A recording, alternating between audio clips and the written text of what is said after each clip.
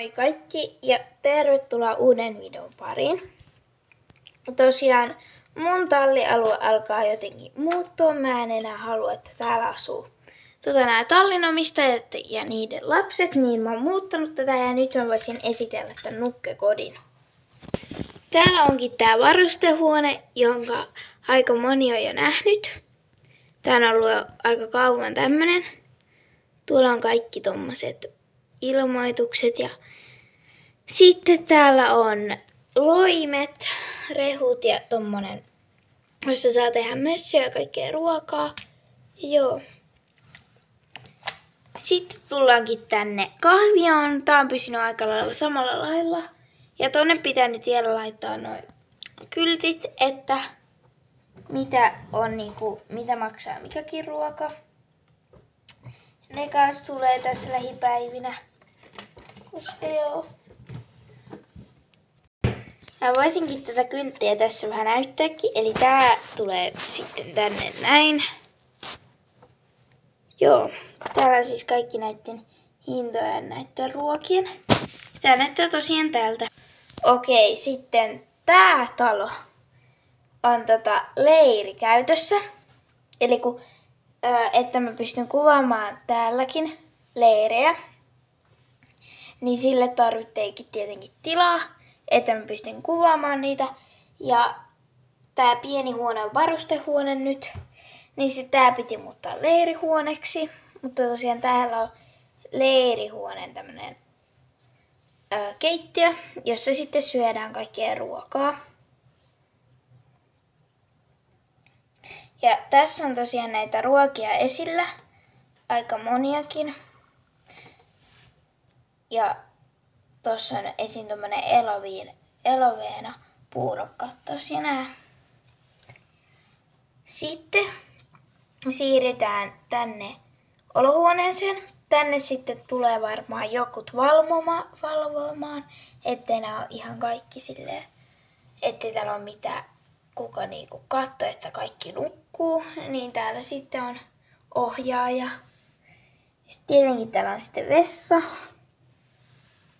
Ja tää on aika lailla pysynyt samasta siitä kodistakin. Mutta sitten tää reunakammari, tai tää huone, niin täällä pystyy nukkumaan 2 henkilöä. Ja tää on sitten yksi tämmönen. Ja tonne mä lisäsin tommoset ihanat. Toi nyt oli vähän tommonen penkki, mutta kun mulla ei ollut toista samanmoista. Ja niin. Sitten tossa on tämmönen hieno hylly. Ja tietenkin matto, joka ollaan tehty hamahelmistä.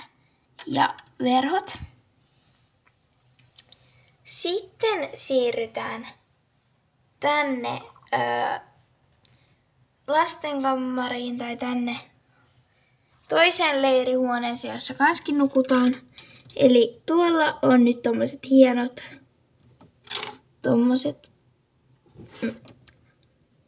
mitkä noi nyt onkaan? Noi peitot. Sitten tossa on tämmönen hieno yöpöytä. Ja tuolla alla on mun mielestä tommonen ihan super ihana tämmönen nukkekoti. Tää nukkekoti on siis oikeastikin sisältä tämmönen, että tänne pystyy mennä. Mutta mä joskus tätä tuhrasin tussilla, niin toi alakerta on nyt tommonen pinkki. Juu, oho. No nyt on kaikki taas paikoillaan. Ja täällä on tämmönen hieno matto kanskin. Ja tässä on sitten toinen sänky, tai itse asiassa 4. sänky. Ja täällä on sitten mun itse kutoma tämmönen peitto. Sitten on tommoset hienot lakanat. Ja sitten on tietenkin tyyny. Ja tää on mun mielestä kans ihan tosi hieno. Juu. Sitten mennään tänne huoneeseen. Eli tää on tämmöisten lastenhuone, johon sitten vähän menee ehkä nukkumaan vähän lyhyemmät tyypit. Ja tää on mun mielestä ihan super söpö ja ihana. Ja täällä on tosiaan 3 tämmöistä aika samanmoista sänkyä. Nää sais kaikki päällekkäin. Tälleen. Mutta juu. Tähän pitäisi vielä löytää semmoset tikkaat ja tonne jostain. Mulla on ollut semmoset. Sitten mulla on tämmönen tosi ihana tämmönen kirja. Niin täällä on kaikkea hevosten kuvia. Mietin, että kuinka tämmöiseen pienen kirjaan voi mahtua kaikkea tämmöisiä tekstejä. Suuri hevoskirja.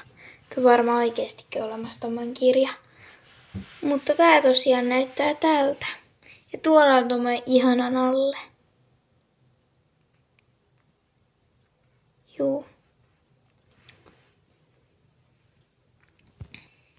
Kiitos kun katsoitte tämän videon. Ja tää oli aika lyhyt video.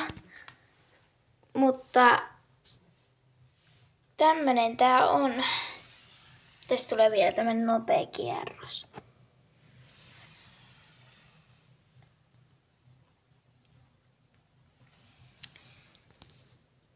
Ja kiitos niille, jotka olette tilannut mun kanavan. Moi moi!